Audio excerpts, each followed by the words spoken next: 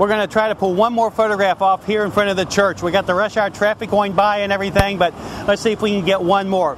Pretty church, white marble or white colored brick in the background here and so forth.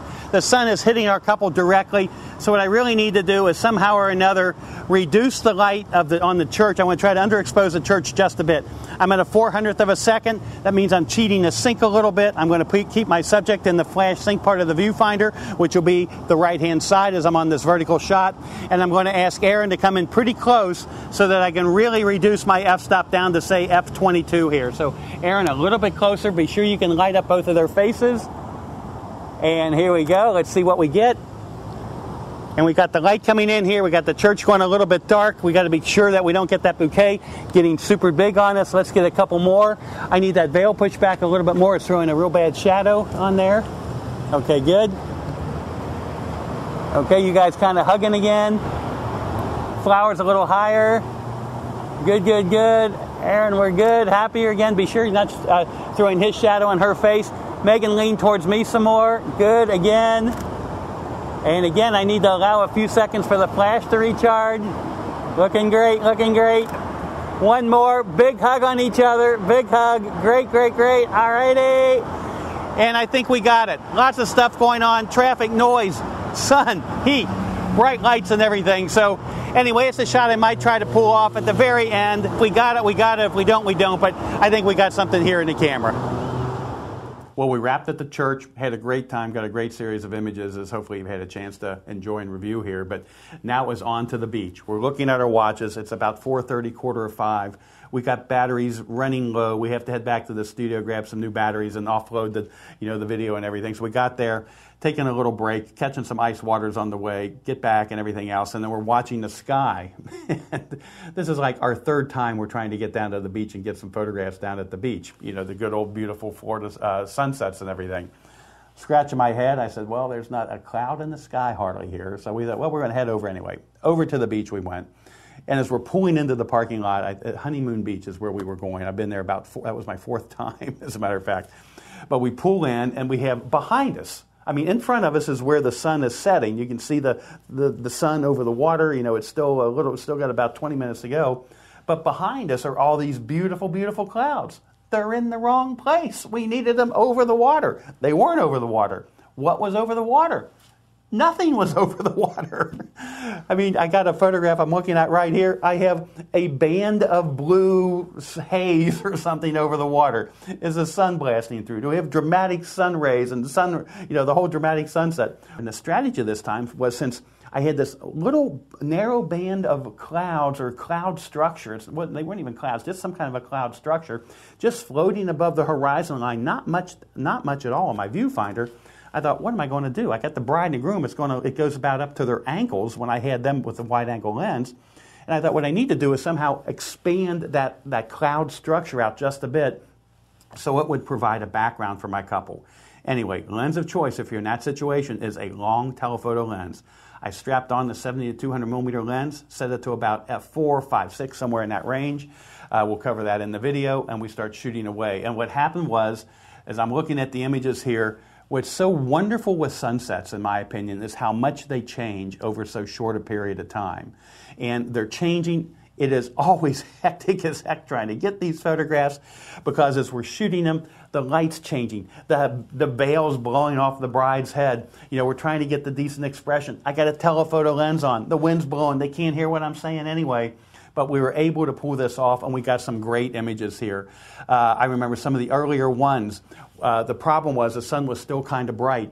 I had to get Aaron, my assistant, I had to get that light, my off-camera flash, pushed into the scene, and you're scratching your head. Why would he take a picture of his equipment? Well, when the sun is that bright earlier on, you know, I'm at an ISO 200 on the camera. I have to be at a fairly small aperture, like f16. I'm at the highest shutter speed I can get away with, usually cheating the sync, which we cover in this video, which we've done already. Cheating the sync means I'm using a faster sync speed, 320th of a second, 400th of a second, as opposed to the native sync speed at 250th of a second, so I can still burn that sky down just a little bit darker. Well, anyway, at f16, still, my flash, it's 200 watt seconds. It's not going to carry 20, 30 feet to my subject, so I literally have my subject put it on the monopod and stick it into the scene. So I'm looking at a couple images right here where I'm actually seeing the flash, the equipment, and my assistant's hand pushing the flash into the scene so that she can illuminate my bride and the groom. Well, what happens is that darkens the background substantially, and we get a wonderful, wonderful result. You know, and taking the flash out is like nothing in Photoshop. That's a simple patch tool, you know, lasso the thing, drag it, it's gone, and it's done. So that's what we were doing here. And, you know, even as I'm looking through here, the other cool thing is the sun sets. The exposure is getting slower and slower, so you'll see the sky go from a nice bright burning orange to maybe just a little bit more subdued. I'll open up the shutter just a bit or slow down the shutter just a bit to get more exposure on the scene. It brightens back up again.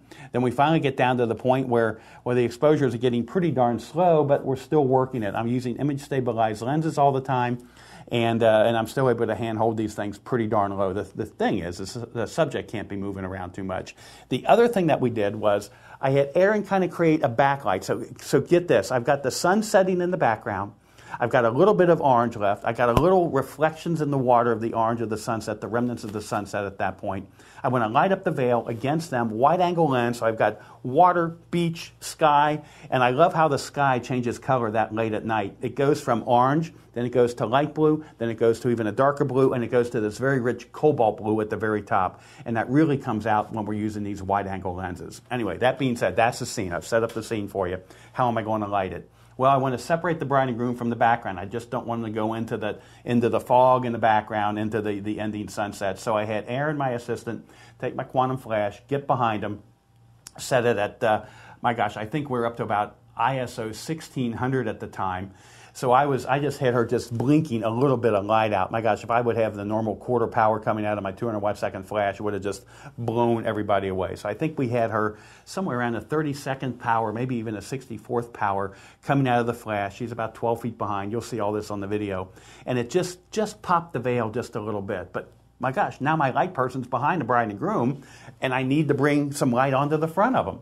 Well, I carry my little Z-Ray, again, which you'll see in the video. Now, we've nicknamed it the Z-Ray. What it is, it's a Brinkmann dual xenon flashlight. It's very high intensity, and it works great for this situation. So I had LaDon, my wife, pull out the Brinkmann, the Z-Ray, and that became, we just pull the trigger, and it just lights up their face. And the other thing that's happened is the light falls off, you know, from their chest on down. So it just puts this really nice kind of a soft spotlight right on their faces. So now imagine the photograph. I'll set it up because we're out on the beach, the wind's blowing, the microphone, I don't know if you can hear anything. I hope you can when we're out there shooting and everything, but it was cool how it came together, and our finished result I thought was outstanding. Now here's the thing, I'm using this Brinkmann flashlight. Well, it's putting out what color temperature of light? It's putting out about a 2800 Kelvin temperature of light. That means I have to set my camera to not auto white balance, not sunrise, not sunny day or whatever else. I actually set it to the Kelvin setting instead of tungsten, because tungsten isn't my favorite setting, because tungsten is balanced for 3200 Kelvin. I went back to the 2800 Kelvin, and that is my default Kelvin setting on my cameras too. So anyway, camera is set to a 2800 Kelvin color balance to balance the dual xenon flash illuminating the front of my bride and groom. I've got daylight all around, and I also have blue light, my flash coming in behind. So what do you think the scene looks like? Well, the scene looks cool, because the way it looks is there is this blue hue all around them, all around the sky, because I'm on my 2800 Kelvin setting right here. So I've got the blue flash coming through, because it's blue now when my camera setting is set to the other Kelvin setting. The ambient light is blue, but what is perfectly color balanced? The light on their faces, because it's balancing that Brinkmann flashlight that's putting illumination on their flash. So we have a really beautiful stylized image of our bride and groom as part of the last series that we did. I can't wait for you to get over and take a peek. So I'm going to shut my mouth right now and invite you to take a look at part 3 of the video.